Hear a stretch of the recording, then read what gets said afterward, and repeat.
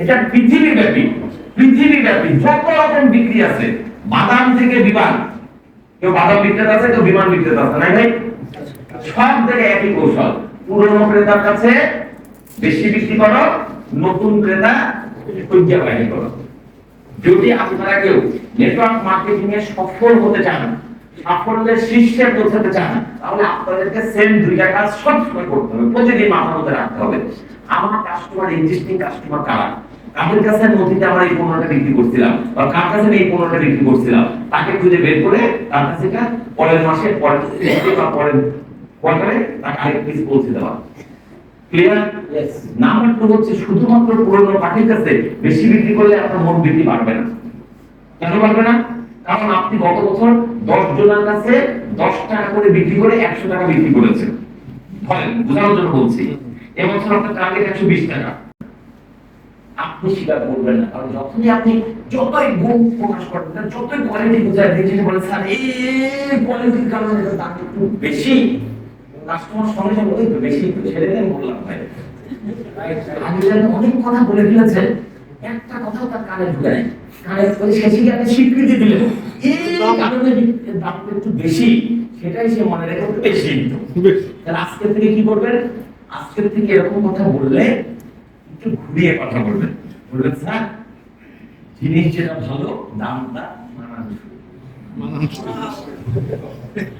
আমি মিথ্যা বলতে বলছি না, ঠিক আছে আমার কথাটা? यस।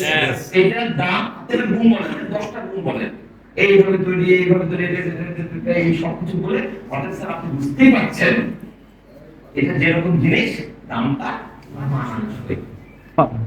কেমন হলো উত্তরটা? অসাধারণ, fantastic. Smart and diplomatic answer. মিথ্যা বলেন নাই, কিন্তু সঠিকভাবে সঠিক কথা বুঝাই দিলেন। আরেকভাবে বলা যায়, স্যার এটার দাম তো বেশি না, জিনিসটাই দামি। ফাইন, অসুবিধা নাই, দুটোই বলতে পারেন। দাম বেশি প্রসঙ্গ আসলে বলতে স্যার এইটার দাম বেশি নয়, জিনিসটাই দামি। আরেকটা কথা বলা যেতে পারে, জিনিস যেটা ভালো, দামটা মানানসই। চমৎকার কথা, চমৎকার অ্যানসার। বুঝতে পারলাম? তাহলে আমাদেরকে একটুখানি কৌশলী হতে হবে। বিক্রয়ের কিছু নয়, বিক্রয় হচ্ছে বিজ্ঞান এবং শিল্পের সুন্দরতম সমন্বয়। বিজ্ঞান কেন? সায়েন্স। সায়েন্স কেন? বিক্রির মধ্যে কিছু যোগ বিয়োগ গুণভাগের হিসাব আছে। যে কোনো পণ্য, যে কোনো সার্ভিস বিক্রি করার সাথে টাকার একটা সম্পর্ক আছে এবং সেখানে হিসাবের ব্যাপার আছে, ক্যালকুলেশন। গত মাসে আমি 100 টাকা বিক্রি করেছি, এ মাসে আমাকে 110 টাকা বিক্রয় করিতেই হইবে। সবাই গ্রোথ চাই, বেশি চাই। তাহলে এই যে হিসাব হচ্ছে, গত মাসের সাথে তুলনা হচ্ছে, অথবা ওইটা বাদ দেন, ওই ক্রিকেটে তো আমরা রানিং রেট আজকে থেকে হিসাব হয়, সেরকম হিসাব হয়। এই মাসে আমার টার্গেট ছিল 500 টাকা বিক্রি করা, আমি এখন পর্যন্ত 300 টাকা বিক্রি করেছি, রইল বাকি 200 টাকা। আগামী 3 দিনের মধ্যে আমাকে 200 টাকা বিক্রি করিতেই হইবে। এই যে আমরা হিসাবগুলো করি, ক্যালকুলেশন করি, এগুলাকে হচ্ছে সায়েন্স বা বিশেষ জ্ঞান। এই জন্য আমি বলছি বিক্রয় কিছু নয়, বিজ্ঞান এবং শিল্পের সুন্দর সমন্বয়। আমরা তো বিজ্ঞানটা তো বুঝলাম, বিক্রির মধ্যে বিজ্ঞান কিভাবে ঢুকে আছে, আর্ট কিভাবে ঢুকে আছে, শিল্পকলা। ওই যে বিক্রির জন্য যে কাস্টমারের সাথে কথোপকথন করেন, প্রেজেন্টেশন করেন, উপস্থাপন করেন, এগুলো হচ্ছে একটা আর্টিস্টিক ব্যাপার। এবং মজার ব্যাপার হচ্ছে পৃথিবীর সকল বিক্রি থেকে আলাদা, ইউনিক। কোন শিল্পী একই গান জীবনে দ্বিতীয়বার একইভাবে গাইতে পারে না। আমি ইয়াসমিন বলেন আর লতা মঙ্গেশকর বলেন, আপনি যদি তার খুব জনপ্রিয় গান আবার গাইতে বলেন, আবার গাইবে, আপনি আমি পার্থক্য ধরতে পারবো না, এত ক্ষমতা আমাদের হয়নি। সে নিজে বুঝবে আগের বারে চেতে এবারে এই জায়গার টোনটা একটু চেঞ্জ হয়েছিল। Am I right? ইয়েস।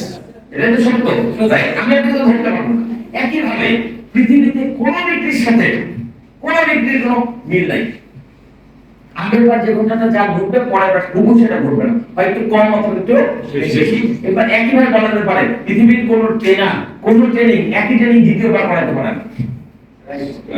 আপনি তো আমাকে কালকে বলেন, আজ যদি একটু বলে দাদি ভাই আজকে একটা সেশনটা ফাটাফাটি হয়েছে, কালকে নতুন এক শুরু কিনে দেবো, আপনি গতকাল যা যা বলেছেন হুবহু তাই করবেন, একটা মধ্যে বেশিও লাগবে না, কমও লাগবে না, পারবো না। হয় হচ্ছে একটু ভালো হবে, মূল কথাটা হচ্ছে আপনি প্রত্যেকটা বিক্রিকে ইন্ডিভিজুয়াল আর্টিস্টিক ব্যাপার ধরেন। প্রত্যেকটা কাজ করার সময় আপনি একটু চিন্তা ভাবনা করে করেন, কাস্টমারের নিডটা বোঝেন,